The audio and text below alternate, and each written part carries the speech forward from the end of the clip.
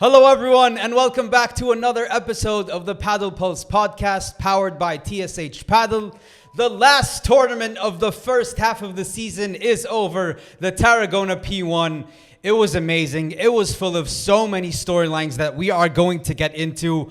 Haroon is still with us in the studio. Maybe, I think, the last episode, probably before we have to go back to the remote setting.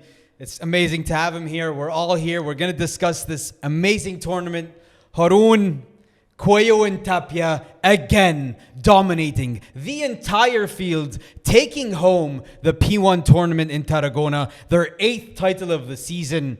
My friend, give me your thoughts on what these guys have done. I'm really gonna get desensitized. Like I'm not feeling the greatest. It's so amazing what they're doing right now. It's really beyond like words what I can say about what they're doing. They're dominating so much. It feels like everybody, or at least the guys that they're facing, just feel like they get so close. They're trying to fight so much and stretch themselves thin so much, yet you don't feel like they have any chance against them. That match against Chingalan in the final, like all the points were so crazy. They're the long points, and they're fighting and they're trying to go as much as possible. Yet there wasn't a moment where I felt like they're gonna lose this match. Like they're so dominant and they're so good. Yeah. Coello is on a again beyond words what to say about him. He's so dominant. It's so like he's so in the zone, and it feels like he has these strengths. He like, if you want to come with, he can play defense and he can play with power and he can finish the point so quickly when he wants some time. And it's so annoying to play against him. It's so annoying. Like, and Tapia, then you have him just to seals the deal with, again, I think he has the best smash ever. By far, that arc is insane. Yeah. But like now, like I don't know, they're making me angry because they're doing insane things. Like they're breaking records. They're on their way to break records, and they keep on winning matches so much that I'm upset now. I want more competition, and you can't blame them, but they're just the storylines they're ruining them. But yeah. Ismaeel, we all had them winning this, but is there anything different you saw? Maybe. Is there anything different? It's just that I don't know. I've become anything that stood out. Maybe I've become so appreciative of the level that Coello can bring, and Tapia's magic. This tournament, I was starting to believe that maybe Tapia is the greatest smasher of all time, because there were some smashes that had an insane arc. I don't know if honestly, I don't know if I've seen this arc ever from anyone smashing. No. But that's a side point, because just the greatness they bring on every point is unbelievable. Their chemistry is amazing. I was telling you guys off cam, right, that I think at this point they can stop practicing together. Just like they can just enjoy, they can just show up and play matches. They know each other so well. They cover each other so well perfectly. They know exactly how they want to play. And it's now a point of they're going to be able to play their game style almost against anyone at any time on any surface. And you can't do much about it. Like, they're going to be aggressive when they need to. If it's not working, they can tone it down a bit. If it's going to be able to, if they can smash, guess what? They're both smashing. Coello had a great smashing tournament, I thought, as well, especially during that final. He's, for me, like the Rafa Nadal of smashes. I never saw Rafa Nadal miss a smash in my life. And I don't think Coello has either, especially recently. It's unbelievable, guys. It's awesome. He's super effective. It's awesome, and I mean, I don't know if it's awesome because it's annoying now. No, they're so good. It's annoying. That's a different story about the competitiveness, but their level is awesome. It's greatness. It's greatness. Like, it's the only thing that comes to my mind, like similar to this, is like the Roger Federer 04 to 09, 08 kind of run, where like you don't like most matches, you know he's gonna win. Especially 04 to 07, right? Pre-Rafa's greatness. You feel like he's going to win, and there's, regardless of how close the matches get, right? Like Leighton Hewitt or Andy Roddick would take him to long rallies, long points, but you know Coello and Tapia are going to win. The same way you knew Roger was going to win. Yeah. And this is kind of my feeling right now. We're in an era of dominance at the highest level. It's awesome to observe the greatness. I feel you though, Haroon, because we do want more competition. But Yousef, this greatness that they both show, I love the teamwork, the chemistry, the game style, the tactics. I love everything they put together on the court. You know, the point you talked about greatness, because this is the point that I wanted to bring out, in which, because not many things stand out because of the dominance that they have been showing. But to me, the thing that actually stood out the most is how, because Chingotto Galán with all, like, they deserve so much respect. They are amazing. They are spectacular. But Coello and Tapia are able to find their best level when it matters most. Yeah. And if you just go to the tie breaks, they're able to take them to tie breaks. Can you guess how many tie breaks Chingotto and Galán have won against Coello and Tapia? I mean, they haven't won sets, Yousef, recently. So Can you guess how many tie breaks in the entire rivalry? I'm gonna guess 2. 1. It's 0. They have never won a tiebreak against Coello and Tapia. 0? Yes, it's 5 tiebreaks. Coello Tapia, 0 tiebreaks. Chingotto and Galán. That's the greatness, you know. Because when it gets to 6-all, that's when the best of the best show their level. That's like Ismaeel. Whenever we're playing, you're thinking it's time for men. It's time for the men to show up, and that's exactly what happens. And they show up every single time. And we're going to talk about Chingotto and Galán and their partnership and where they go from here and all like so many different discussions we want to have about them. But they just showed yet again, they are a level above. They know how to rise up. They are as clutch as they come. They are confident beyond compare when it comes to this paddle tour. That's an amazing point, Yousef. And I want to talk about this tiebreak for a second because I felt disappointed in every time we go to a tiebreak, just as a fan of seeing competitive paddle. And they consistently go down big in the tiebreak. Yeah. Like, go down 3-love, 4-love, 5. Like, this time, it was 4-1, 5-1, 6-1. When you're down 4-1, 5-1, 6-1 to Coello and Tapia, you lose all confidence. You're playing so tight, and both Chingotto and Galán are starting to do things that's not in their normal game. Like, they're trying to play beyond just because they're behind in the scoreboard. Yeah. And they're unable to put the pressure, Yousef, when they have the lead. Like, when they did get the break point at 4-3 up in the first set, no conversion. And then it's obviously, I think it takes the soul out of them when they get the chance and they miss it. Like, but not only that, Ismaeel, I'm sorry to cut you off just because it's this exact point. And because also not only are they not able to convert, how many times do they have to fight so hard so they don't get broken? Yeah, no. So they don't get broken. How many break like that takes so much out of you? It was so hard for them to hold serve. I felt like it was so.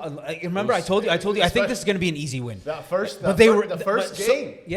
game. But props to them. Like 7-8 deuce advantages, and like 10 minutes or something like that. Like the past 2 matches now, Coello and Tapia are taking it to them from the get-go. Yeah. Like if they're like you usually, but props to them, they're able to hold their own for so many teams would break. They do eventually break, but they break very late. Yeah, but they break, right? That's the thing. But like they hung in there. You give them credit for that. Most of the time, the way you want to win a match is you want to keep Tapia sleeping, and then all of a sudden it's double break point, triple break point. Tapia wakes up, and now Coello and Tapia reach their peak level of paddle just right when you need it. Like when we saw against STUPA, against Yanguas Koki. We'll get into that later. But I mean, I at this point, I think the most thing for me is it seems like there's a huge mental obstacle on top of the paddle game style. No. And also, guys, we talked about the last final they played. Chingalan were doing more stuff. Remember that time when Galán was playing more aggressive and they were like trying to attack the net quicker? Yeah. I didn't even see that this time. This time it was just like play. Like I wanted to see a change up. They were closer this time. They were closer a little bit for the first set, but you never. Haroon, you even said this yourself. Yeah, the score is close, but they're not close in terms of feeling like they're going to win. Yes, okay.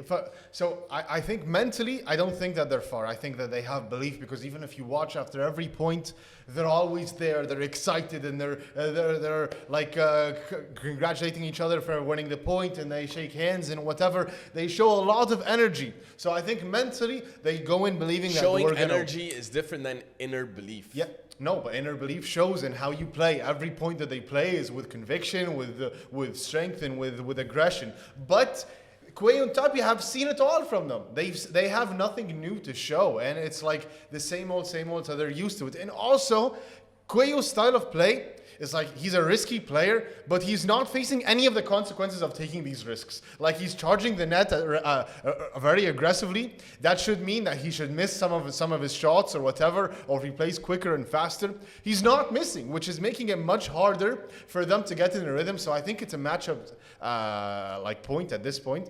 So I think Yeah, it's not mentally there. I think it's just because they tactically. Also, this tournament, they but don't you know, face well. like we're gonna get into the Chingalan talk, but from Coello and Tapia side, I think they played their Tapia was there. This wasn't like a Coello carrying Tapia. This was them at their best.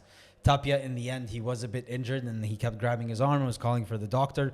But on the court, I couldn't see anything wrong with him. Yeah. So at their best, if you're going up against them, you sit down. Okay, we talked about it last time. What's the game plan? There's no game plan. Them at their best is unstoppable, unbeatable. And Chingotto and Galán going forward, going into this break, what's gonna happen?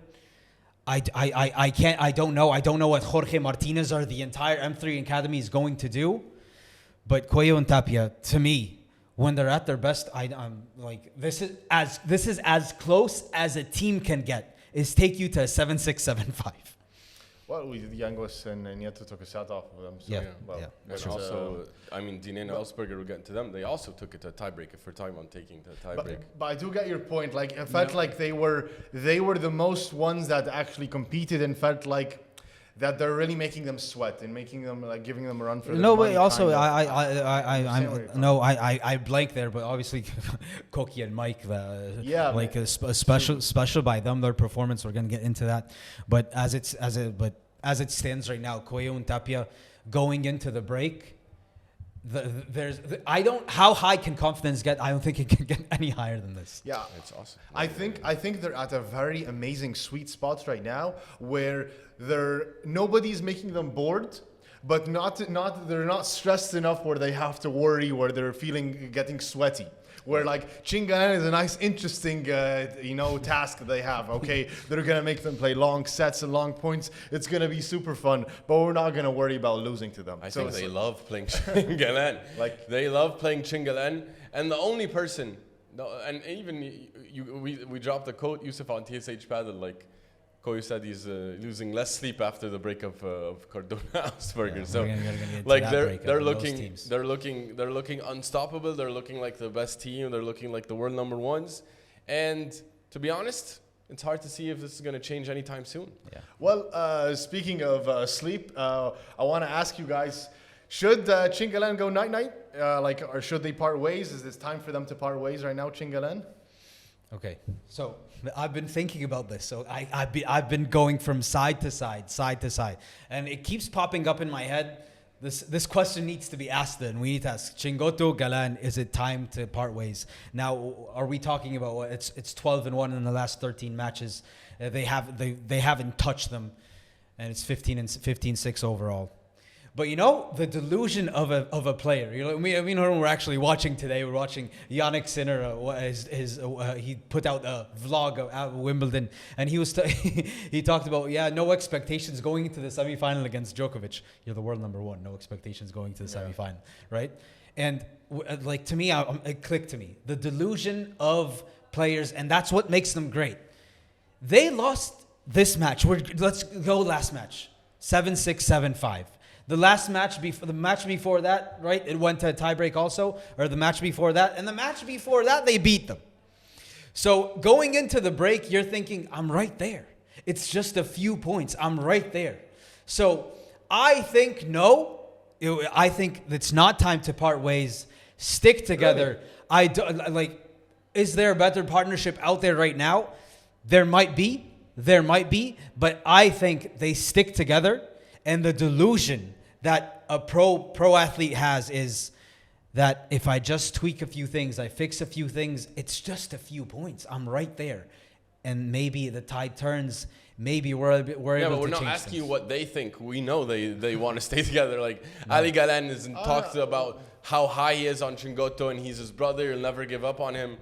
But that's different than... I'm saying that's why I think it's not. I don't think it's time to part ways, and I think they should push through. Maybe they get a win because are we talking about a team that is going to compete with them? At the moment, they're within the year of 2025. We're not going to get that. You need a team with an off season. You need them to grow.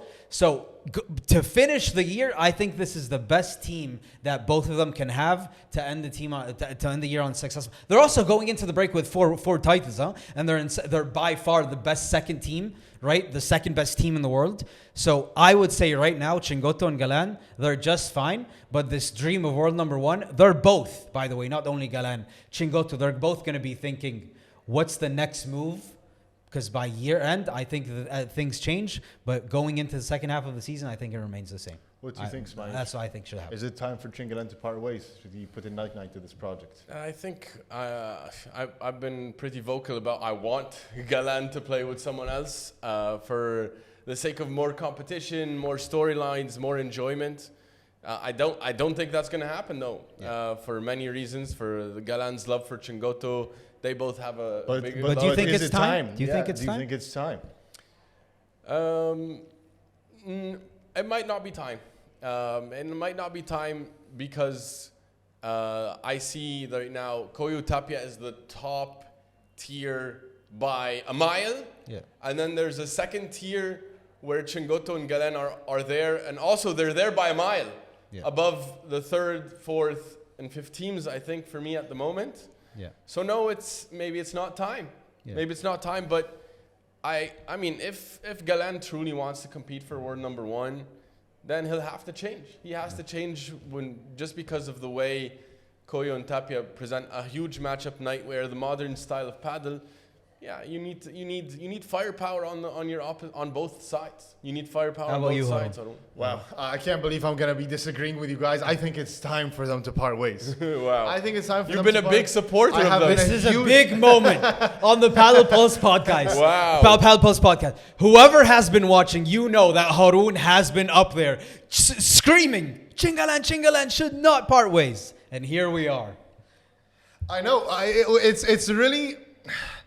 I'm not happy about it, but watching that match, it gave me the same feeling watching NENNO and STUPA go against Chingalan time and time again in those semifinals where they keep getting more and more far away. Yeah.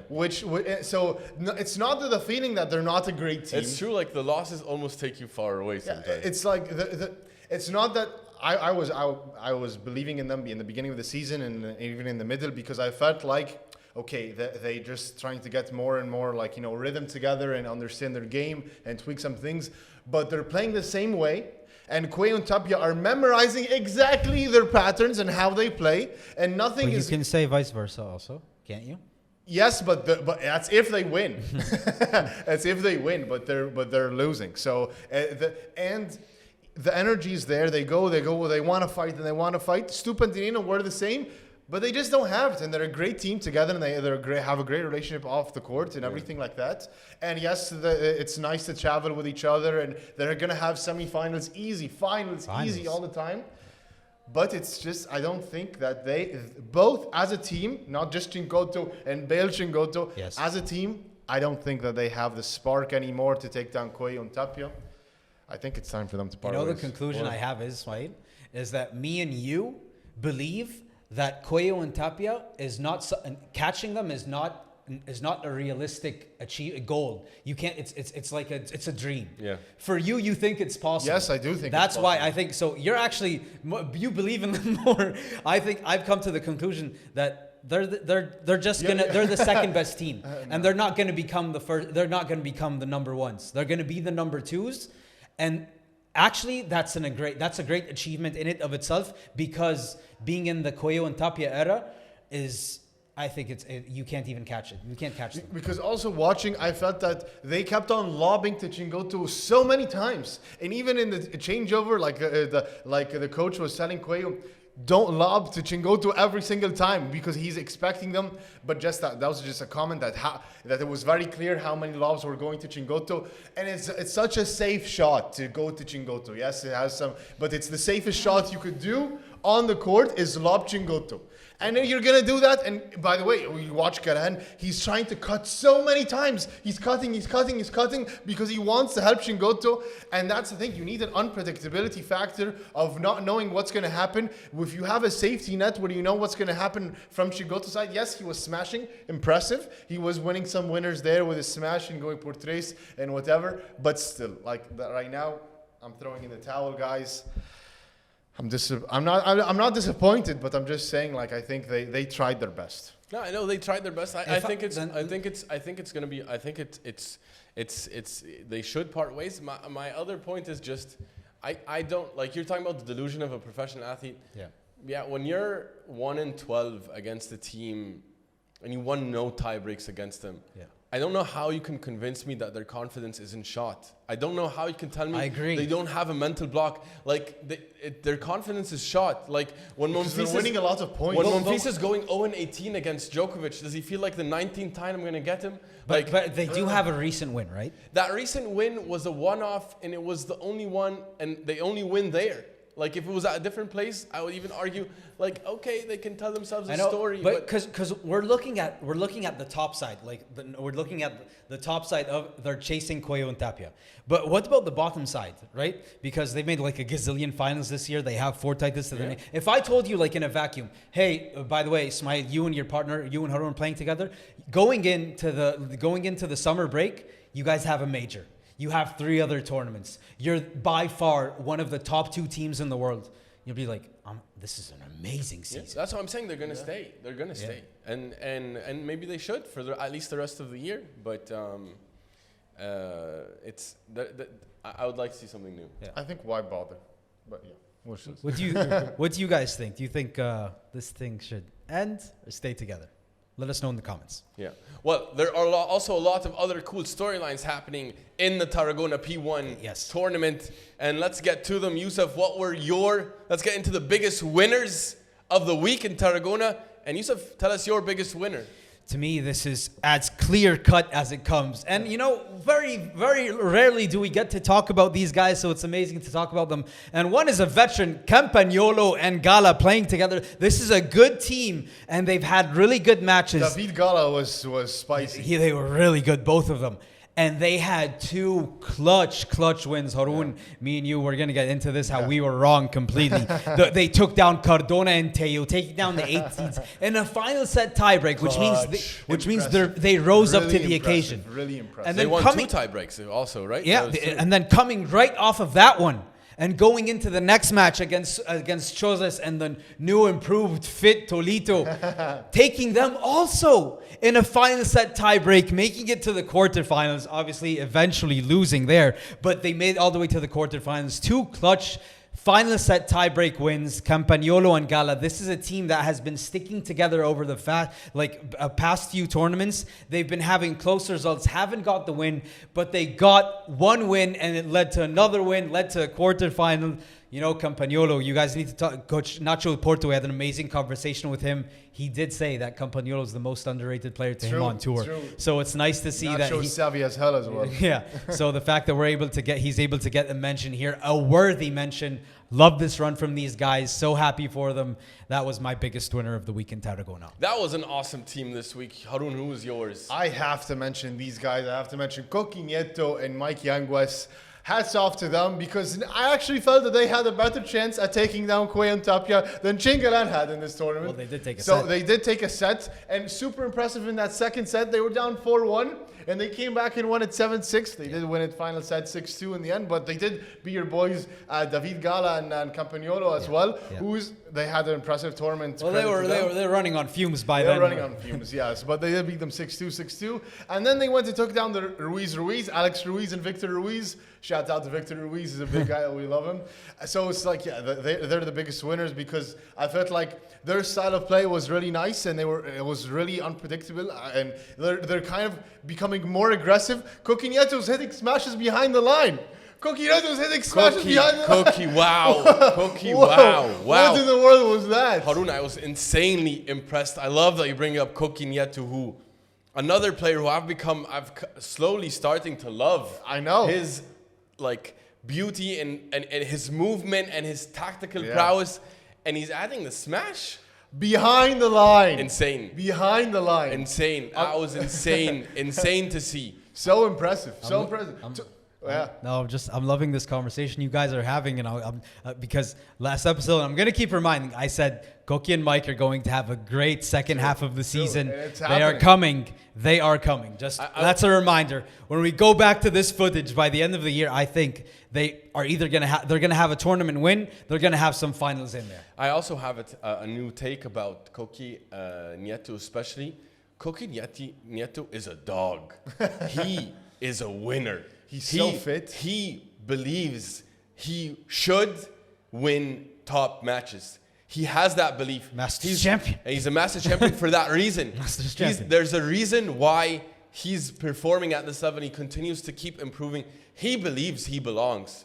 And there are a few people that I believe have the it factor. For me, where I stand now, Koki Nieto has the it factor. He believes he should win. He doesn't care who's on the other side. And by proof, they were down in a set and a break, 4-1 to Coello Tapia. And they took the second set and they fought.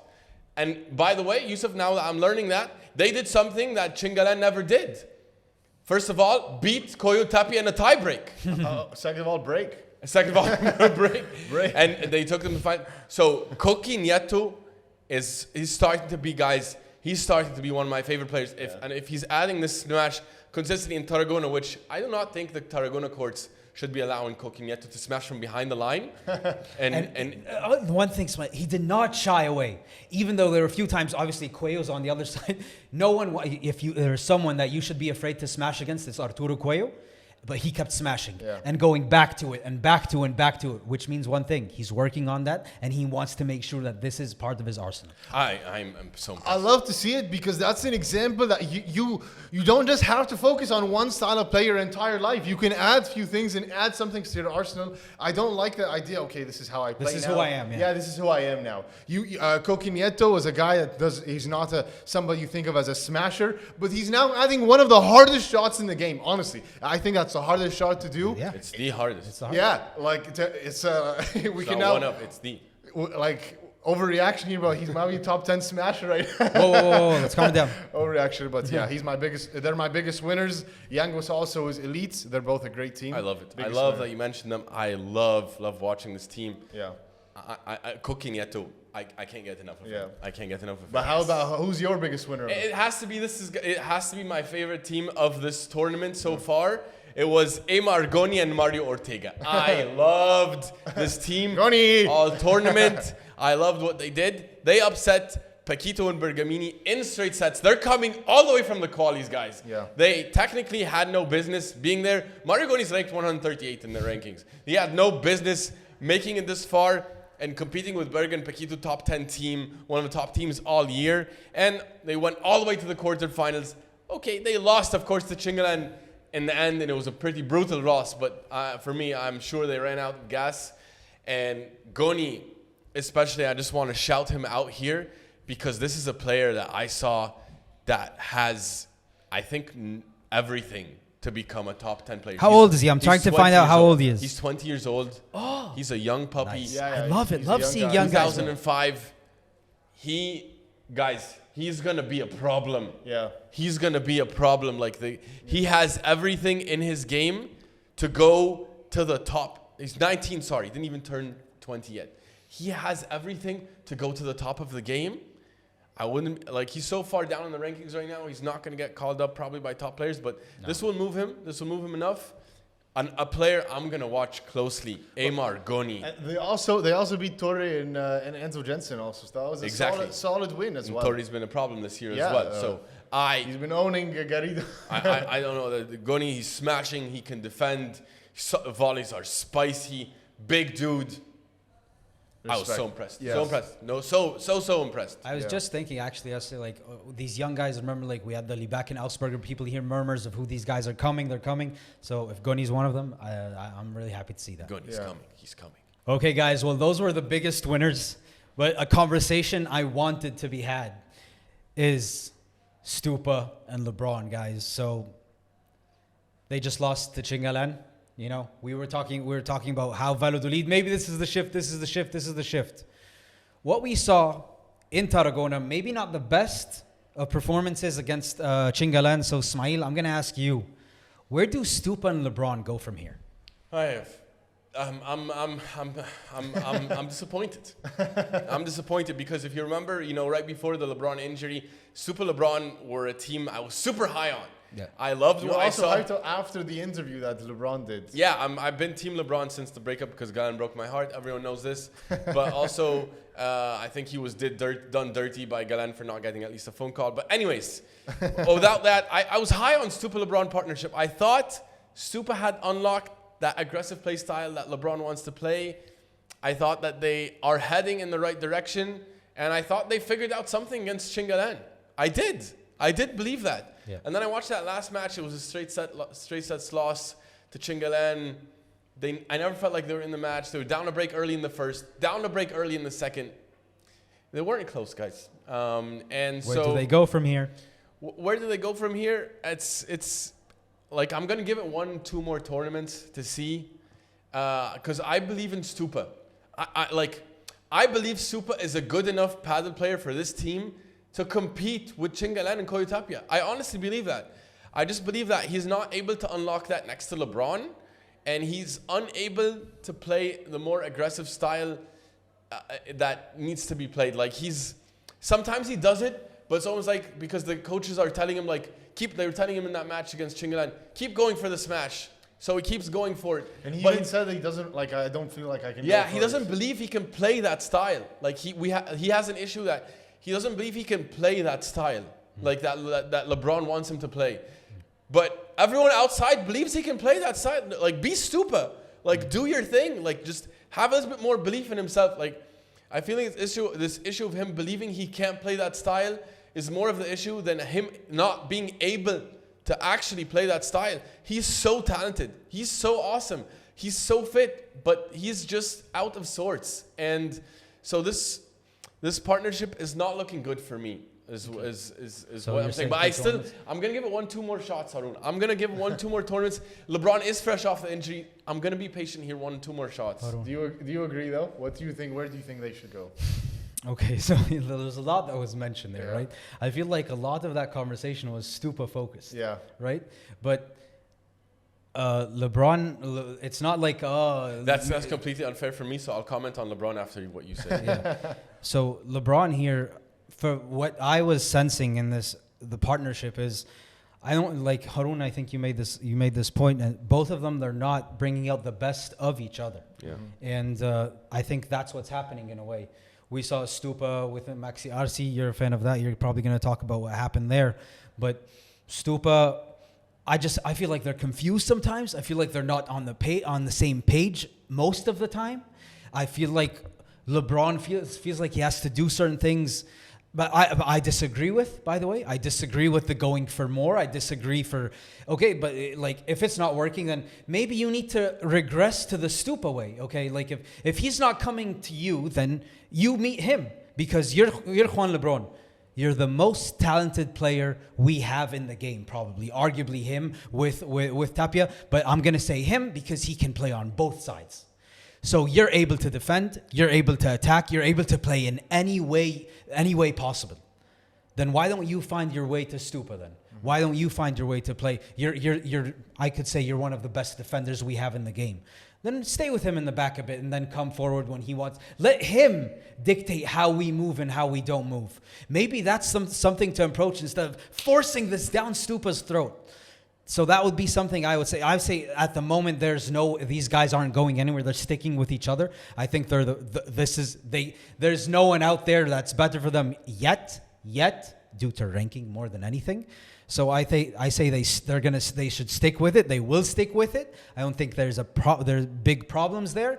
But if I'm gonna say something as just a fan, I would say instead of shoving this tactic, this approach down STUPA's throat, why don't we try to if STUPA's the main factor, because STUPA find a way, STUPA's gonna lead the way, then why don't we listen to STUPA and see what STUPA wants to do, and then follow him as the leader and see where that goes. That would be my take. Where do they go from there, though? Should they continue? No, I'm telling you, they stick together. They're going to be together till the end of the season, probably, because I'm just telling you, just ranking-wise, there's nothing up there. If they change, which only means one thing.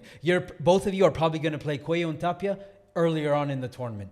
No one wants that. So they stick together. But I'm just saying, my thing would be, let's try to shift it in the way of STUPA lead. Let's see if LeBron can fall.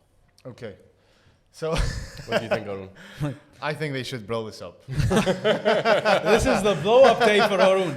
This is the blow-up day. Completely changing everything up. It's so funny to see, like, in the beginning of the season. Like, we need to go back and find a way to make an edit of us in the beginning of the season and us 8 months in. Yeah, Haroon was the biggest STUPA Braun guy. The biggest. I think I'm now the biggest STUPA Braun guy. Oh.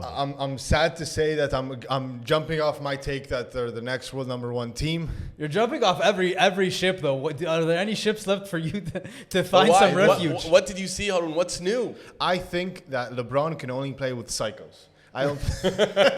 But the Paquito thing didn't work. Yeah, but Paquito's not. I don't think he's a psycho. I don't. Paquito maybe he's the closest thing. No, he didn't do that. And LeBron did that to him, and that was just a reaction to like a survival instinct. Hey, you're not gonna take me over. So it's like I need to not let my end go there. But yeah, I think he can only play with psychos, because I don't think any mature, sane person could play with LeBron. Somebody crazy enough to handle that craziness. Because why is this person screaming at my face here? So you think it's just a personality thing? I think that there's this aroma of aura thing. Once you step into the LeBron cloud, you just completely malfunction. You just starting playing who am I playing at? He loses his entire identity playing next to LeBron. And I don't think that this partnership should continue, because STUPA is not becoming his best self. He's trying to turn himself into somebody that just so LeBron can feel okay, to feel like, yeah. Which is my point. Which is, and I feel like he's not going to get the best of STUPA, and STUPA is not going to get the best of LeBron, because LeBron is feeling like he has to take winners off of returns. Why in the world is he doing that? That's something that you shouldn't be doing. And I feel like LeBron is doing the Doctor Strange thing, and kind of okay, I'm gonna look at all of the possibilities of how the match could go, and okay, if we even play long rallies, we're gonna lose it anyway. So maybe let me try to go for winners right away. Maybe that increases our chances of winning by 3%. Okay, I'm gonna go for a backhand or winner down the line on the return. Okay, and then we lose it. So he's like, we lose this way. At least let me try my chances on a 3% extra chance of winning against Chingalan or whatever, which I feel like is a bad way to go. I feel like he doesn't know that that's actually going to be better off, and he's not giving STUPA a chance to play. And STUPA is now. Where do they go from here, though? You didn't say.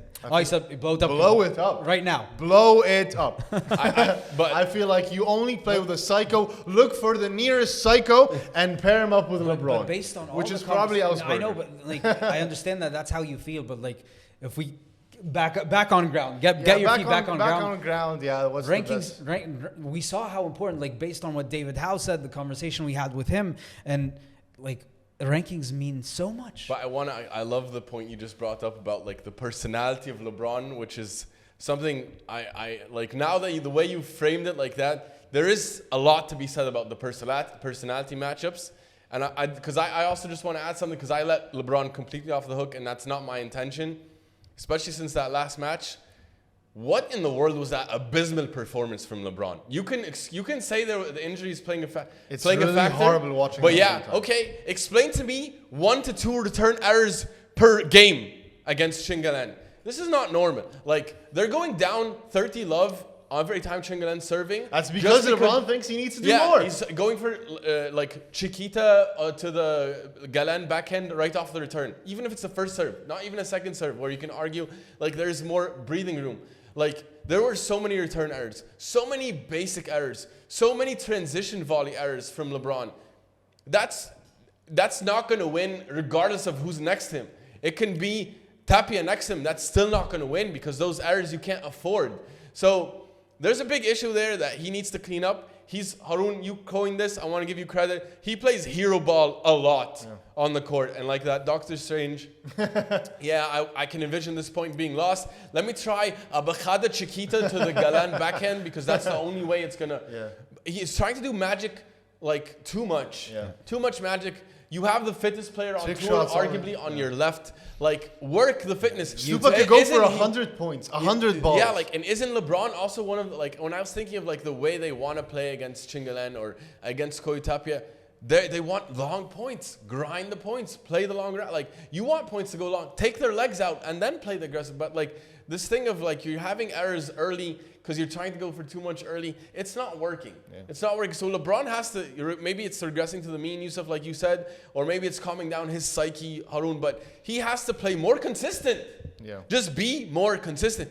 Be LeBron. Like LeBron, when he was playing with Galán, I don't think I ever saw this. Because I never saw it. Because Galán was carrying a lot of the load, by the way. No, not carrying a lot of load. He was more consistent. And then Galán... He had to be.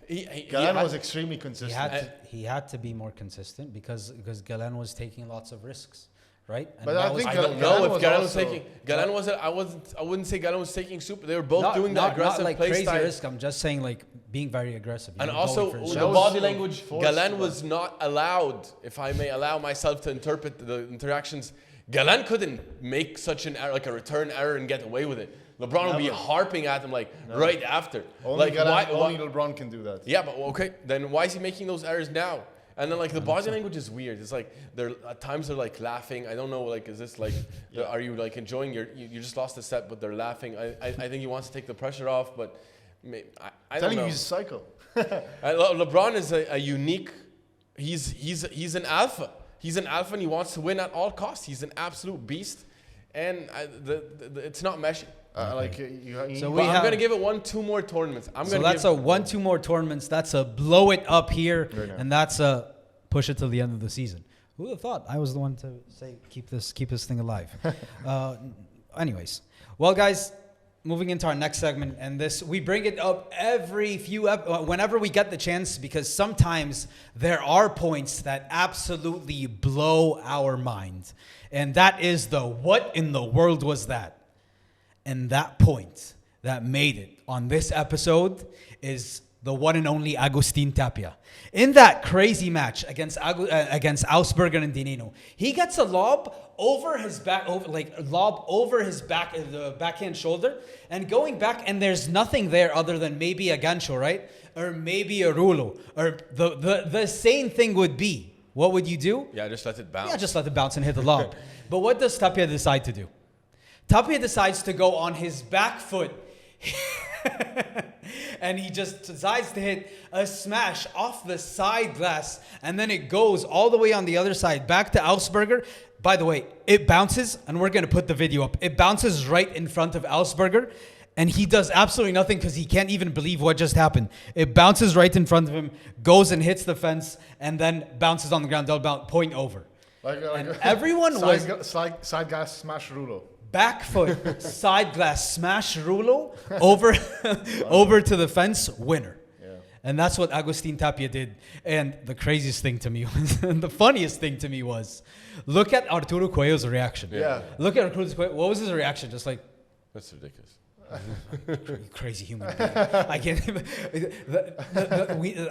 At some point, we need to make a compilation of Arturo Coello's reactions to Agustin Tapia when he does a crazy shot. Remember when he praised him? Yeah. Remember that point when he just praised him? And then this one, I have no idea. It says a lot. That speaks a lot. The world number one is doing this. I don't even know what you're doing. And then NENNO just. Yeah, if you're the best player in the world and you're shocked, I don't know, like. NENNO's in disbelief. He's just smiling. There's nothing you can do. And AUGSBURGER, the no reaction is enough of a reaction. The ball bounced right in front of me. Just looked at it and it bounced. Like, craziest shot. Ridiculous. What in the world was that? Ridiculous. Like, I think the founders of Padel did not intend for Padel to be played this insanely. This is wild. This is wild. You would like, why in the world is he attempting that? That's criminal. Yeah. You know, funny thing. It came across my Instagram algorithm. I didn't get to see it, but after that match before the semifinal, Coello was warming up. Yeah. And you saw that video. Yeah. And Canali, his coach, was giving him lobs. And Coello was trying to replicate the shot. He didn't make one. Imagine, that's Arturo Coello. Yeah. We're talking about one of the most talented players also in history, and he wasn't able to make one. That's just the magic of Tapia. Yeah. Just next Coello level. was practicing it and he couldn't even get one. He's like, also not even. I'll try to find the video and put it for you guys to see. But also not mentioning like not just that point, but all of the insane arc smashes that he hit this entire tournament. Also, Haroon, you guys mentioned it in the beginning. Like, okay, you guys mentioned it enough. I don't want to mention it again. But I told you, just pure effortless motion, the arc on the shots, and when you look at it, if I slow motion, I feel like it's just a flick. You feel like it's just a flick. Like you don't feel anything. Just the way he's able to get the kinetic energy and take it all the way, like a superhero, Dragon Ball Z, where it gets up to the record and it's so satisfying. And you hear nothing. It's so sad. I don't know how the arc is going that high. Like I honestly don't know. Like, is that something you can coach? Is that future players gonna be able to replicate this super arc, or is that only Tapia can ever? But he gives me the feeling like when next time I go on the paddle court, if I just give like the proper, maybe can I get that grip? I think it's going to be. I haven't been on a paddle court in a few weeks now. I think it's going to be the most disappointing moment on a paddle court where I try to do it and it goes like. we can maybe try to do some challenges in a week. We should get see if we can replicate these shots. Yeah, that's gonna be I don't think we can, but it would be fun to try. Yeah. But do you have a shot, Ismaeel, that you want to mention? Yeah, I want to hype up my boy that I told you I'm super high on, and I think he's gonna be a problem. Aimar Goni. So in the match against Paquito and Bergamini, they upset them in straight sets. But go rewatch that match point. It was an epic point. But, it was the way that epic point ended was, for me, it caught me completely off guard. Because it was a rally, back and forth. There was some cat and mouse. And then Goni comes to the net. Bergamini is defending from the back. And he hits like a pretty good, straight down the line ball to Goni, who's playing on the left-hand side. Goni basically just goes from backhand volley to he smacks, he just hits it looks like it just... basic backhand volley technique, but for a portrice to end the point, and it comes back to his side. And I don't know where in the world all of a sudden he found that pop to come back. It looked like a normal backhand volley, but he hit it with so much power that it went above Bergamini's head and it went back to his side. It was almost going to be portrice, but it ended up back in front of Goni. Match over. I do not know do they play with super special pop rackets? Because I could never, with that type of motion, I saw it. I came out of the blue for me. That is wild talent, in my opinion, and the power he was able to generate off that. It was ruthless. It's not normal. That shot, it looks so normal, except I tried that shot many times in my life. It is so not normal, and I've never done it. Ask any coach. If you're gonna play low, not lob, not very low, high backhand volley is the place to go because there's no power you can generate. But he finds the way to generate so much pop off a high backhand volley. I have no idea. I can do it. I've seen it from only one person and one person only, Coello. And that's Arturo Coello. Yeah. But that no one else. Is amazing and he does it. But Coello, I can do it. I mean, he's probably. But Coello also does it with a full swing. This was no swing, and also Coello takes it cross. Yeah. This was down the line. It was a down the line backhand volley portrace. Yeah. I have not seen. He wasn't even allowed to extend. It was a backhand volley. Portrace down the line. Special stuff. Down the line. That was. I told you guys off cam. I told you that was my shot of the year until next match. Tapia showed me the shot. He might have shown me the shot of my life. But yeah. Insane. Well, guys, we want to move on to this discussion here. I want to ask your thoughts, Yousef, on AUGSBURGER and NENNO. We did have we had a conversation last episode. Yeah. Who goes further? Yeah. But tell me your thoughts on AUGSBURGER and NENNO. Yeah, I really feel like this is just a stepping stone for AUGSBURGER until his next thing. I didn't see anything special. I don't go away from this tournament feeling like, I think this team is going to do some damage. Sure, they might make a few semifinals. They're probably going to make it to the quarterfinals because they're supposed to. But I don't have anything that wowed me from this They're team. seeded 6, so they should. Yeah, they're going to make it to the quarter. I wish I had more for you. I wish I had juice to give you, but this team doesn't give me juice, and I think it's basically NENNO to me at the moment. I'm not seeing much from him that gives me juice. AUGSBURGER, fine. I understand the ranking move. I understand it, but you didn't go you didn't get any closer to where you should be.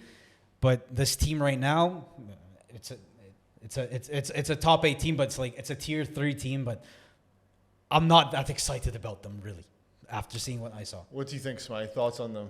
Well, AUGSBURGER is my favorite player, and I've been looking forward to seeing this team. I thought they would do well, and they did. They went as far as they should go, right? Yeah. This tournament, it was looking pretty bleak, but especially in the match against Coello Tapia.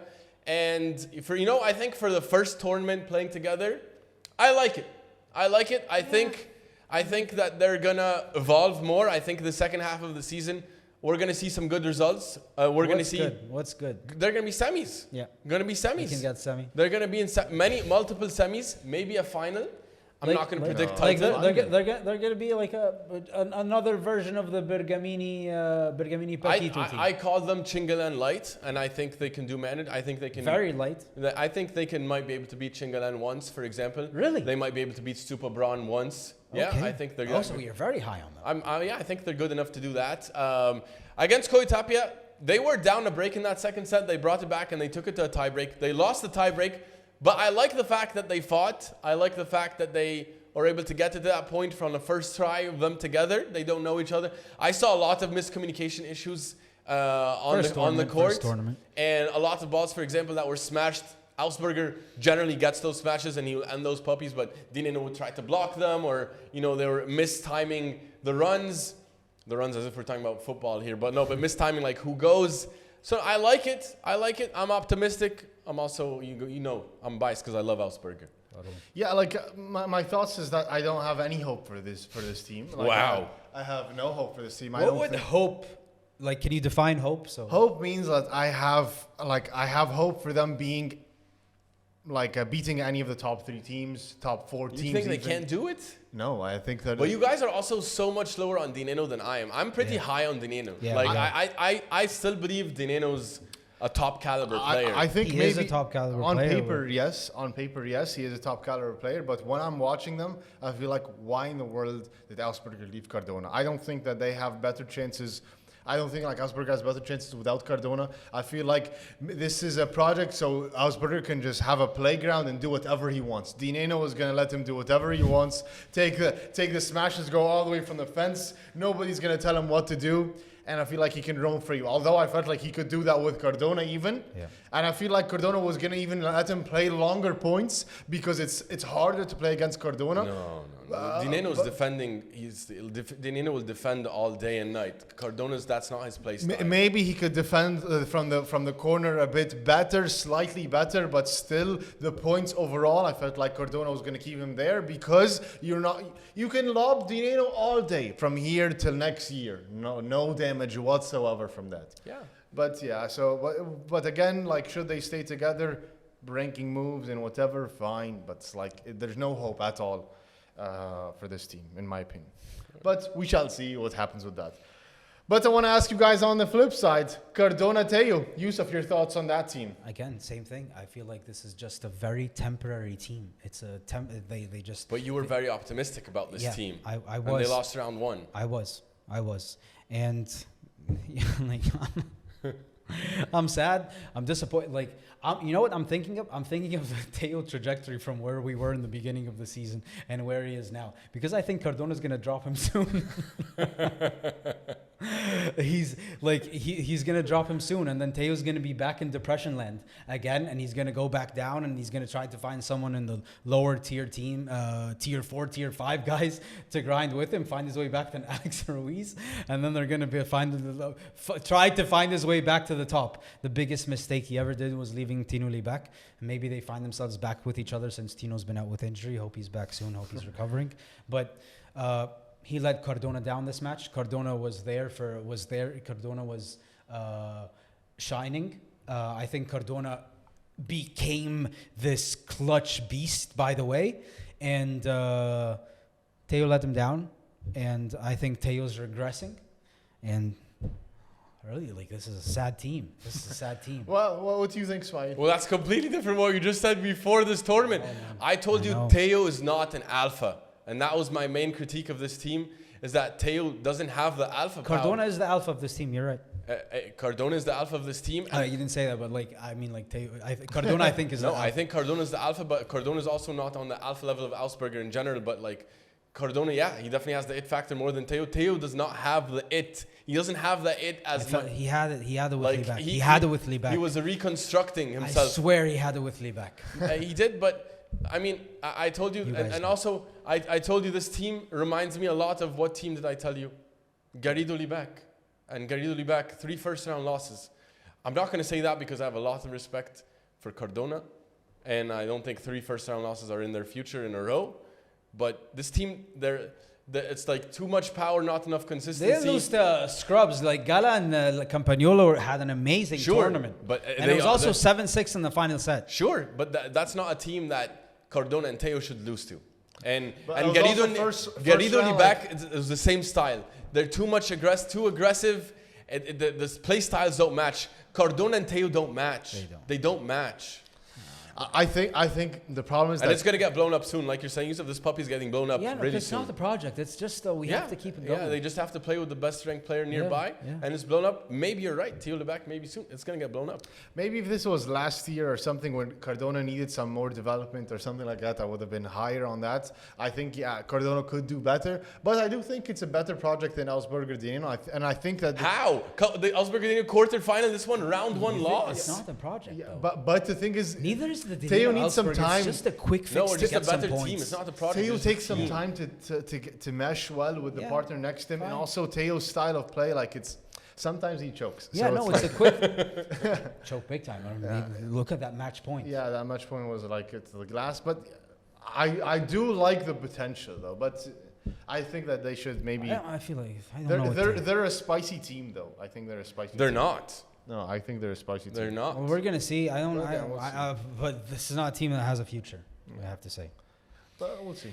Okay, guys, that was all the talk about what was happening on the men's tour, and especially in Tarragona. But we had special things happen, amazing storyline on the women's side, because Delphi Brea and Brea Triay take down Ari Sanchez and Paula Jose Maria to win the Tarragona P1 and become the world number ones. They've been chasing this the entire year. Brea Triay was looking for this when she made the move. Delphi Brea was also looking for this when they made the move. They're finally on the mountaintop, Haroon. They are the new queens of paddle. Your thoughts on these two amazing women? So impressive. So impressive. But by the way, I told you this watching them. I told you, like, look at Delphi Brea's body language. Yeah. She's so calm. She's so in the zone, and she's cool as ice. And that's her development that she had so far since she went with Brea Triay. And, like, credit to her, really. Like, hats off to her. It's really amazing to see. And I think that now Ari Sanchez is in a hot seat right now because, like, they took their spot, and it looks like they're gonna fly. And I don't know if they're gonna win all the tournaments, but I know that for sure they're gonna be in the dominant seat right now for quite some time, and they deserve it because they took a risk there. Brea Triay took Delphi Brea. They broke up a good project with Bea Gonzalez as well. Yeah. And it's been a fruitful project so far, more than they could have asked for. By far the best team this season. By far the best team this season, and more they could have asked for. They won majors. They've won tournaments so far. They took down the number ones many times. And yeah, it's been really good for them so far. Great team. Delphi Brea, hats off, becoming the first world number one, Argentinian world number one on the women's side in 13 years. Yep. Great achievement there. Hats off to her. Great. Ismaeel, your thoughts on them? I love it because they deserve this. They deserve to be world. They've been the best team all year. They've basically owned everyone else, especially world number ones, Ari and Paolo. They've owned them all year. They deserve to be here. They've lost only once to them this year, if I'm correct. Yes. So they deserve to be at the top of the food chain. And also, we saw that we were talking about the 3-team rivalry with Bea Gonzalez and Claudia Fernandez. And they've also... I think they're pretty evenly matched. And this tournament, I loved how they overcame. For me, this was the big obstacle they had to overcome. right? Because they were... Bea Gonzalez and Claudio Fernandez. Yeah, because in that semi-final match, Yeah. Bea and Claudio were serving for it. 5-3. Serving for it. And yet they found a way to break back and win that match, win the tiebreak. So like you said, Brea Triay and Delphi have been so clutch. I love their composure. Brea Triay took a risk by leaving Claudio, who they were doing not a big risk, but like, you know, killing a partnership that was pretty successful. And she molded it into, they molded together a team that takes down everyone, been clearly the dominant team all year. They deserve it, Yousef. But I think it is a risk, though, because you're risking the chemistry that you built already so far, and you don't know if it's going to have the same chemistry. Yeah, no, to me, you know, one of the things I love about sports is how we watch the evolution of certain players. We see them young coming in. They have the potential. You can see that raw talent, and you know if they do this, this, and this, they can eventually become that. And that's what Delphi Brea is. And like, even you don't have to go back far back. You can even go back here. Actually, you can even go to the beginning of the season.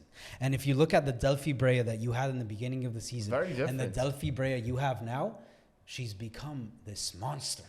This monster. And she's standing taller than ever. And she's as confident as it comes. And she's standing there in the clutch moments, and she's ready to take it on, head on. And those are things that I love to see. And Delphi Brea is an example of that. The way she's evolved into the player she is now, it's no longer to me, okay, this is a Triay carrying a potential Delphi Brea who's a potential great talent.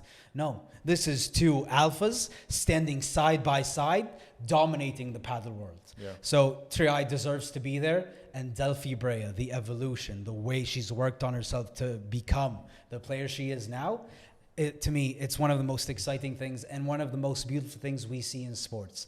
Live evolution of someone into the beast that they can become. Also, still so young.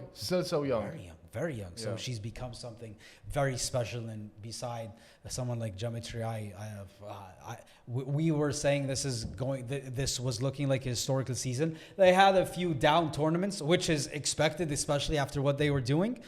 But now they get a small break. Confidence is as high as ever going into the second half of the season.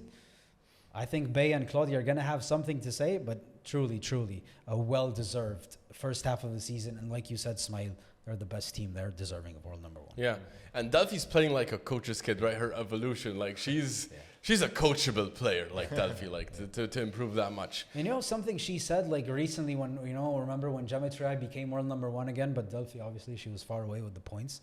And she told her like, yeah, you're looking for world number one. She's saying, yeah, like it's something, but I'm not pressuring myself. I know I'm just going on my journey. I'm going to take it step by step. And I want it to happen. Yes. Am I going to stress about it? No. Step by step, it's going to come. Just a few months later, here she is.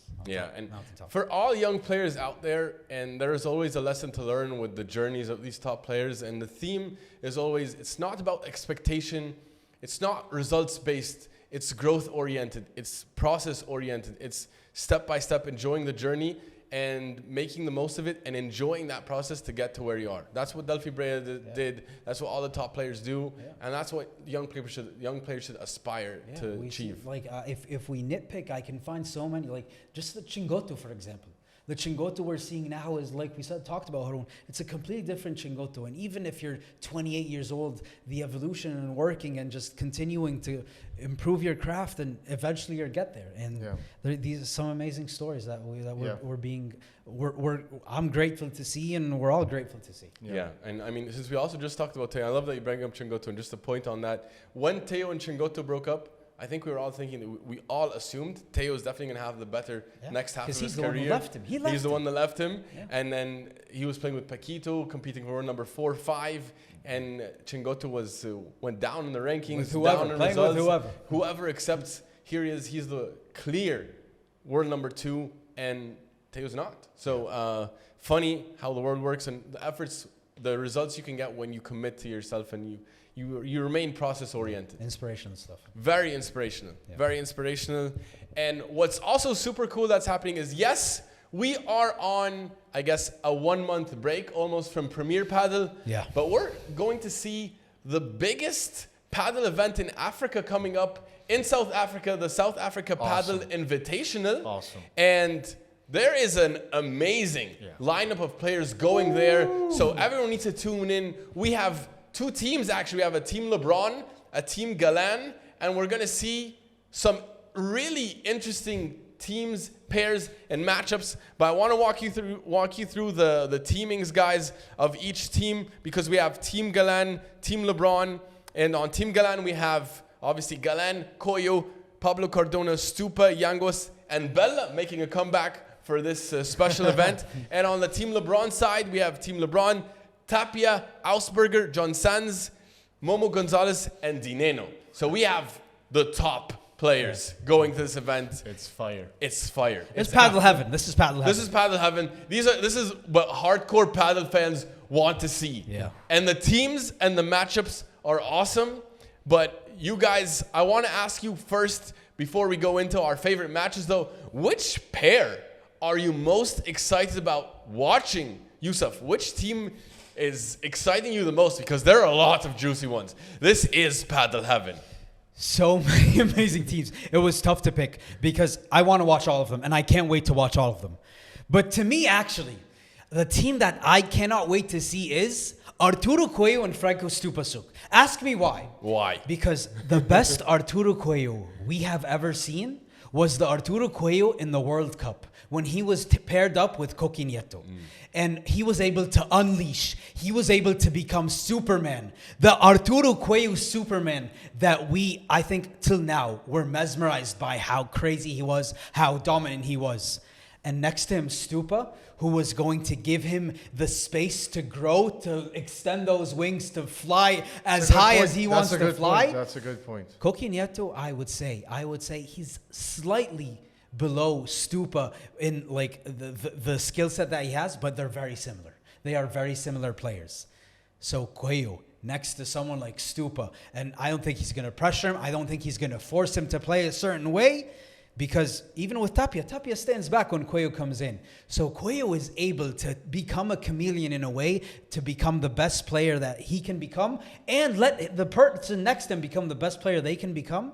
And besides STUPA, I think we're going to see the best Coello, and maybe we'll see the best STUPA. And that's a team up that I cannot wait to see. Whoa. That's going to be really fun to see. Haroon, which team are you most excited for? I'm a team that's just paddle on roids. This is LeBron, Juan LeBron, and Tapia. What in the world is That's that? insane. What in the world is that? I know. That is. I've never seen that. I think it's illegal to Paddle have on- this team, right? It's paddle on roids.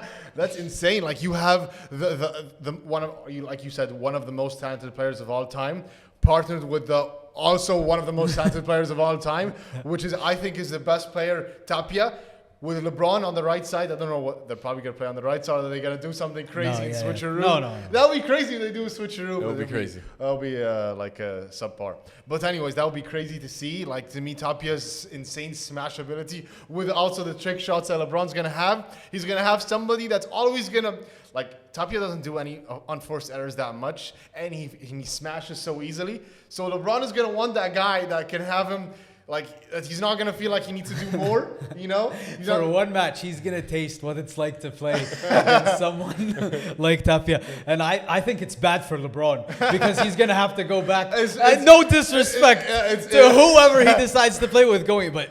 It's like having a hall pass to go cheat on your wife with super hot models, and then you like go back to. Then you have to go back. He's gonna go home on the plane. He's just gonna be like, oh, yeah, that's good. Oh my God. It's gonna be How tough. about you, Ismaeel? For me, well, this is a team that I'm hoping to happen sometime in the near future. LeBron, you just mentioned, and AUGSBURGER.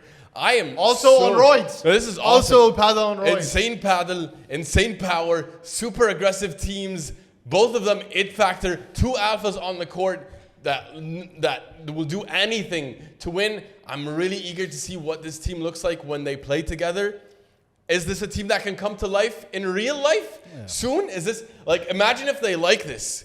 Like, are they going to make the glimpse call? into the future. Yeah, is the call going to happen? 100%. Like, if they're going to have chemistry here, 100%. like this is 100%. like, you know, when like the USA team when they play together on the basketball team, when they play together in the Olympics, and then they start making calls in the offseason in the NBA. I think this is potentially what we're witnessing here.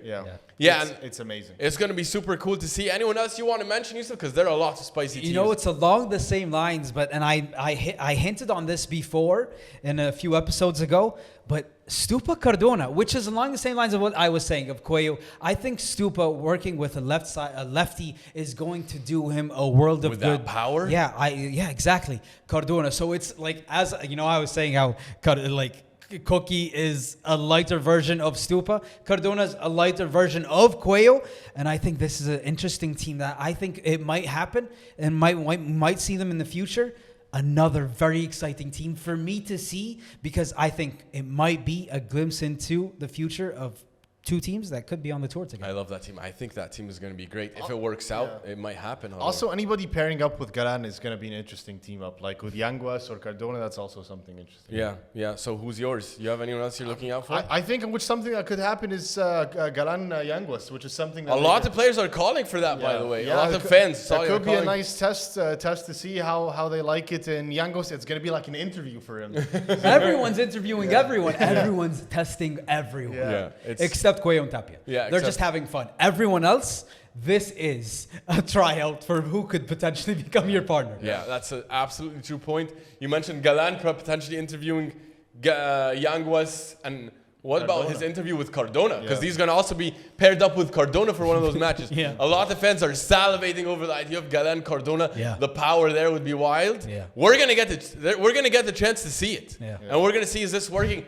Guys, if any of these partnerships work out, calls are going to be made. Yeah, for sure. Calls are going to be made. And we might see pure firepower. Yeah. You know, before we did this segment, I'm like, a question we want to ask is, who would you want to pair up with who? They did it. They made it happen. They made every pair up that I want to see happen. So shout out to the South African Invitational, because you guys made every single matchup that I want to see come to life. Any paddle fan needs to tune in, because it's honestly awesome. Let's get into the matches in day 1, day 2, and day 3. I want to ask you guys, which is your favorite match? We'll be tuning in, but what's your favorite match of day 1 that you want to look at? Haroon, which is the day 1 favorite match? It's going to be the night match. To me, I'm feeling like watching Cardona Galán against LeBron AUGSBURGER. That's going to be... Also, we're going to see AUGSBURGER against Cardona, where after they broke up, see what that's like. That's going to be exciting for me. Yeah, but obviously that's the pick for me too. I'm so excited for this match. I have no words. I think this is going to be so fun to watch. I hope it lives up to my expectations, because sometimes it's the hope that kills you. But this is a matchup. It might be my favorite match of this entire event, but definitely day 1, Cardona, Galán, LeBron AUGSBURGER. Cannot wait. Yeah, unanimous for me as well, because I agree about that. You guys saw about it. This is 2 live interviews happening. 2 insane potential partnerships knocking on the door. It might be wild. It might be wild. It might be wild. How about day 2, Haroon? Yeah, I'm also no, actually, no, I'm not going for the night match. I'm going for the midday match. That to me was really interesting, because I want to see Yanguas partnered with Galán, and I also want to see AUGSBURGER with Sons. Maybe that could be something interesting as well, because I want to see Yanguas with Galán. I want to see how that's like. And AUGSBURGER Sons is going to be nice and fun. Like, they have firepower as well. Galán Yanguas, that's a good one. Yousef, what about you? What do you think? The team I'm most excited to see is Coello and STUPA. So that's the night match. We're going to get Coello and STUPA against Tapia and NENNO. I want to see what that team's going to look like. I really think, I know it's an exhibition, but Coello and Tapia are going to go up against each other. So let me show you who I am and you show me who you are. Because maybe sometimes you only know how much you love them until you let them go. They're not letting each other go, but for a few days, each one, bragging rights when you get back to the tour, huh? Hey, by the way, I beat you, boy. So Coello STUPA, I do want to see that one. And that is against Tapia. That's going to be so much fun to see. Yeah, I love that, Yousef. I'm going with you. I also am super looking forward to that match. And I can't wait to see some cat and mouse play between Coello and Tapia. It's going to be so fun to see. And I think there's going to be some pride online. They're both going to want to win. I think they're both going to want to prove themselves. All right, day 3, final day. Yousef, What's the match you're looking forward to? Can I most? say it's unanimous? Can I say I speak on behalf of you guys I think- when I say think you can. it is Galán and Coello against Tapia and LeBron? This is the granddaddy of them all. This is the match of the tournament, match of the year, match of the century, match of paddle history going down. Unfortunately, it's in an exhibition, but this is as good as it gets. It cannot get closer to this. Match of the day, match of the tournament, by far, guys. By far. Haroon, I think you agree. Paddle on roids, man. What in the world? That's like everything that you could want as a paddle fan. It's going to be so fun.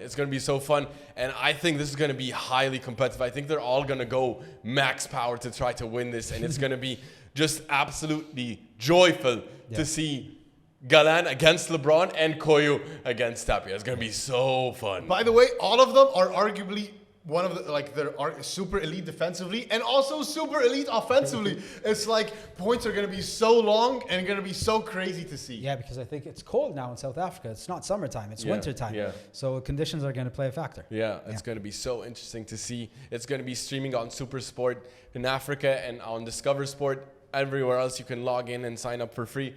All right, let's get into the who you gots of our favorite matches of the South African Invitational. Let's start off with Cardona Galán against LeBron AUGSBURGER day 1.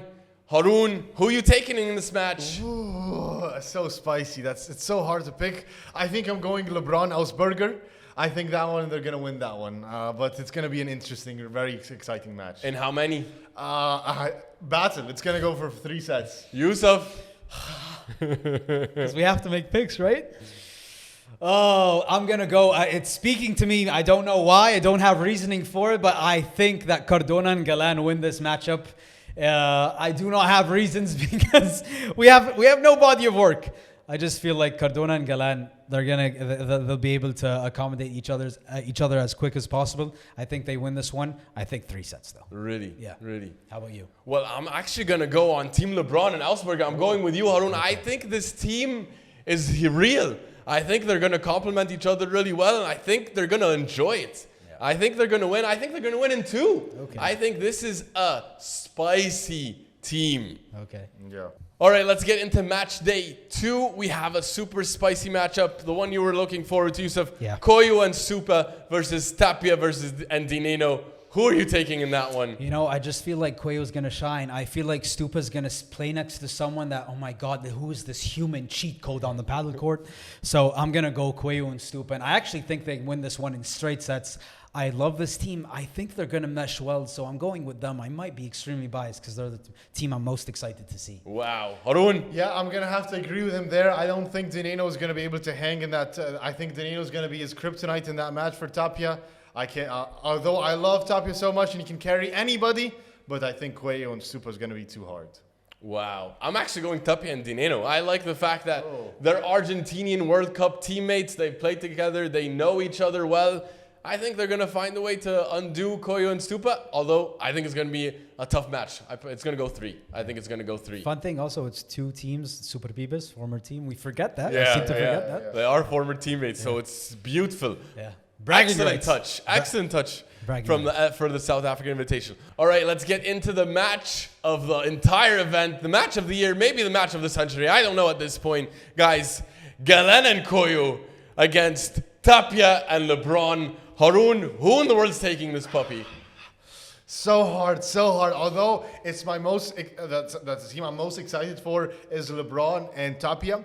But I don't know if they're going to be able to mesh so well as quick enough as Galán and Coello are because they played with each other before. And I think that's the only advantage that they have just because they played with each other before. And also, I think Galán is going to play with so much animosity. So I think I'm going to go with Galán and Coello to win this. Yousef, who's winning this at the South Africa Invitational? You're making great points. But also, Galán and Coello, they didn't wow anyone that much when they played with each other, right?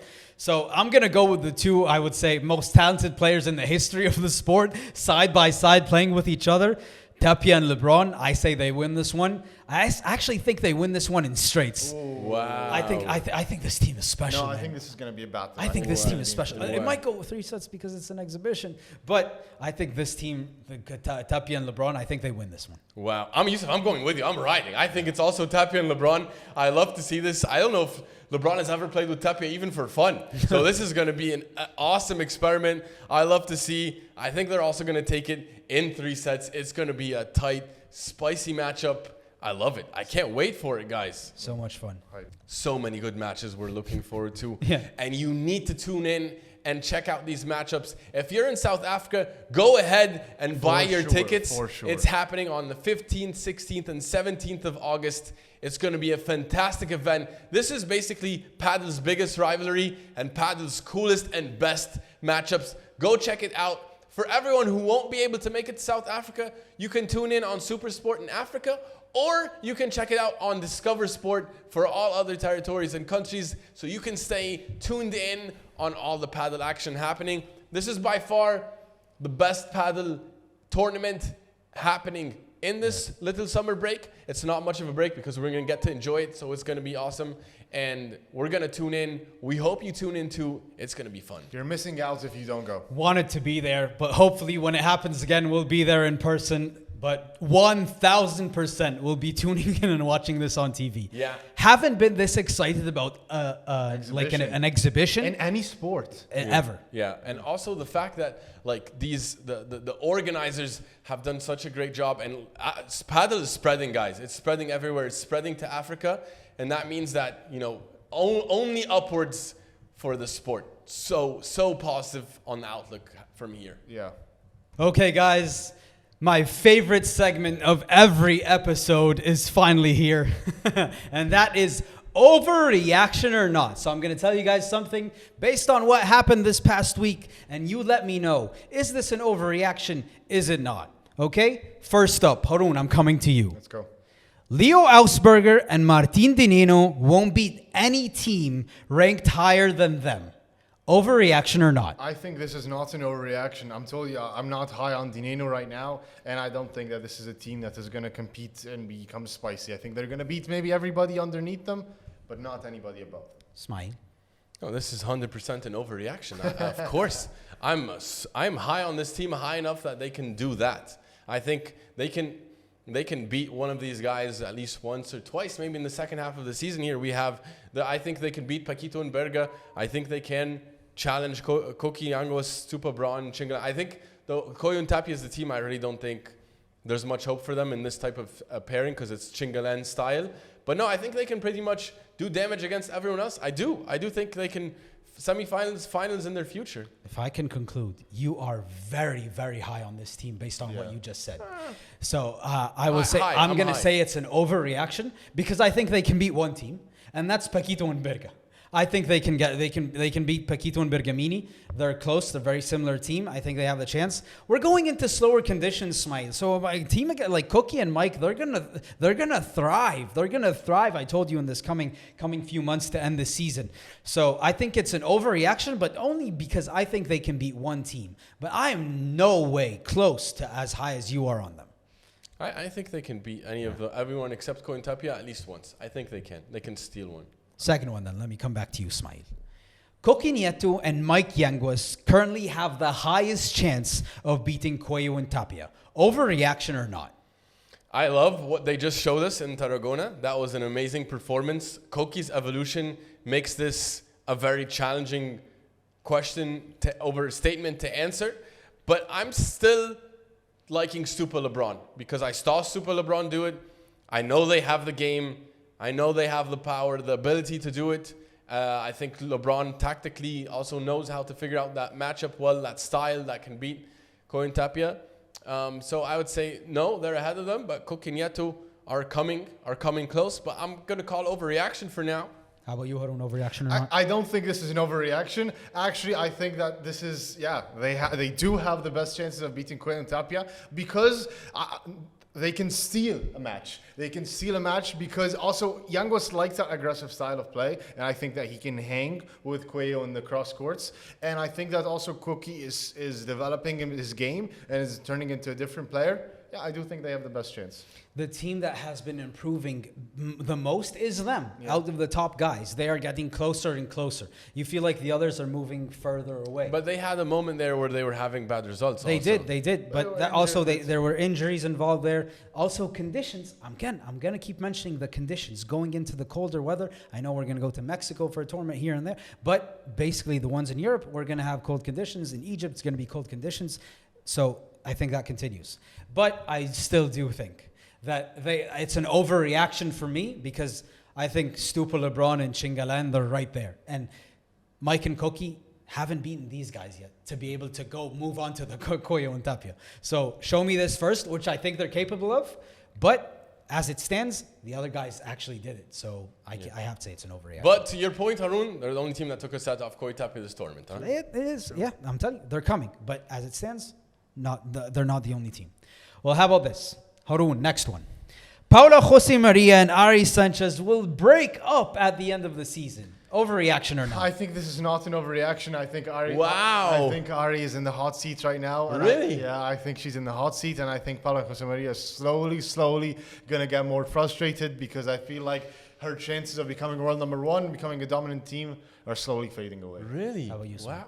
No, I call overreaction. This team has been together. They've sucked through it, through thick and thin. I think it's not like they're getting blown out of the water. They've only lost finals, basically, here and there. So other than that, they've been pretty solid. They dominate everyone else other than Brea Triay and Delphi. And no, they're not breaking up yet. No. Yeah, you know, these superstars, these world number ones, these giants, they don't give up easily, and they fight, and they want to find the solution, and they're not going to be like, oh, it's over, oh, let's go find other ways. I think they stick together. I think this is an overreaction. They're going to be back. They have everything. They've been the world number ones for over 2 years, so I think they're fine. Sure. Last one. Haroon. Bea Gonzalez and Claudia Fernandez versus Brea Triay and Delphi Brea is the best rivalry in paddle. Overreaction or not? Is this men and women? Everyone in paddle. No, I call overreaction here. I'm sorry. Although it's a great rivalry, it's amazing, but I do call overreaction. Give me a nicer one. I think I like. Don't say Chingalan. Come on, say it, because I know that fans out there. Come on. Well, I call him fine. I think it's not a reaction because I'm calling for them to blow up Chingalan right now and STUPA LEBRON. So and also CARDONA is over. So I think there is no rivalry. I think fine. It's the best rivalry. Smile overreaction or not? No, I'm gonna call overreaction. It's a great rivalry. You have to give me an alternative if you call overreaction. But because I'm calling for, well, fine, go. Would it be? Well, CARDONA's over, right? So that's not there anymore. But no, yeah. Would you something say live and in action? Yeah. Chingalan. Well, recently it was STUPA LEBRON Chingalan. I like that. Nice. I like also the recent rivalry of Coquiangos against Leal and Guerrero. I like that.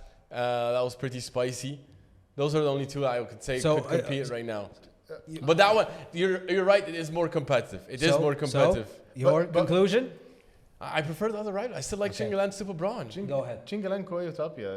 It's a classical. It is not a rival. It's 12-1, Haroon. It's a classical. 12-1. It's a classical. No. It's not how enjoyable. Can you have a classical if I know who's going to win? Well, only because I'm calling for them. It's no longer sport because I know who's going to win. The beauty of sports is we have no idea what the result's going to be, but we do when it comes to Coello Tapia versus Chingalan. It's a great rivalry. Can I answer?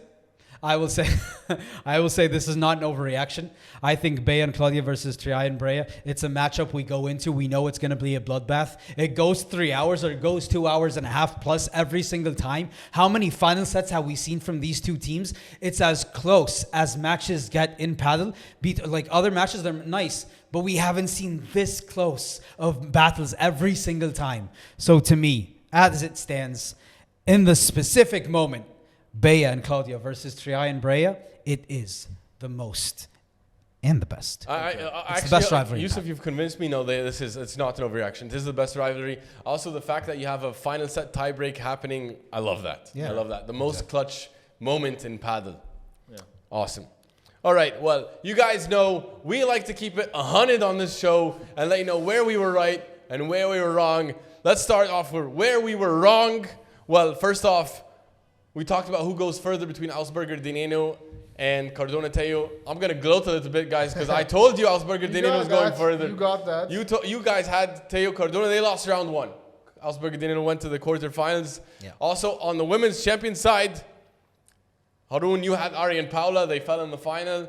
Yousef, me and you both had Bea and Claudia, actually, and they fell. They fell in the semis to Brea Triay, so we were also close there. Yeah. But where we were right, we all had Coello Tapia. Wow, we're so good at predictions. Yeah. But that's why I asked about the sets, how many sets they dropped. Yeah. Well, now it's like, it's pure, like, fine. Well, he did get it right, though. He no did draw. No, we had no draw. We had nothing. It was just. Are you taking credit away from me because I said one set? And you think you deserve credit, though? I do. I picked one. He picked one. Based on nothing. Yeah, but it was a good pick. It was a good guess. It was a guess. It wasn't even an educated one, but sure. It was a good pick. It was because he was seeing how the teams are forming and how they're going into momentum. It was a vibe pick. It was a vibe check. Vibe up, baby. Yeah. Vibe up. Well, that wraps it up for today. And you guys need to check out our recent interviews with Coach David Howie, who is coaching right now the Swedish national team of Padel. So many insights in the world of Padel, talking about what it's like facing against Chingotto and Galán, what it takes to become a top player, what it's like to train like the pros, where are the obstacles that you need to overcome to get the top levels of Padel. So many cool insights with Coach David. We also have another very cool interview with Coach Nacho Porto. Hilarious, first of all, coach, so many unique insights, a unique thinker of the game and a unique coach. If you're an aspiring Padel player or coach, you need to check both of these interviews out and subscribe so you can get all your Padel content here each week, and we'll see you next week. Vamos, vamos, vamos!